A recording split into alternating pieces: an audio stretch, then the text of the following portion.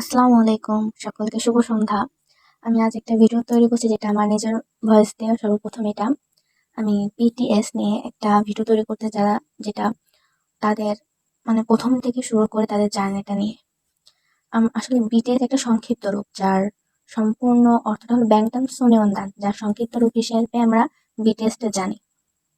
আর আরো একটি নাম হলো কোরিয়ান ব্যান্ড বয়, যেটা 2013 সালে 16ই জুন 7জন সদস্য নিয়ে বিটিএসটা তৈরি হয়।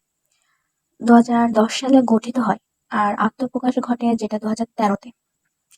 তাদের 7জন ছিল: Jin, Suga, J Hope, RM, JK, Jungkook, V, Kim Taehyung আর জিমিন। এই 7জনকে নিয়ে বিটিএস ব্যান্ড বয়টা তৈরি হয়, যেটা সিওল, সাউথ কোরিয়াতে তৈরি হয়। হিট এন্টারটেইনমেন্টের অধীনে বিটিএস বয় ব্যান্ড নিজেদের আত্মপ্রকাশ ঘটে। তাদের প্রথম অ্যালবাম বিগ হিটের অধীনে প্রকাশ ঘটে। পরবর্তীতে 2014, 2016তেও তাদের একক অ্যালবাম প্রকাশিত হয়। 2016তে তাদের সাউথ কোরিয়াতে উইস 1 মিলিয়ন কপি বিক্রি হয়।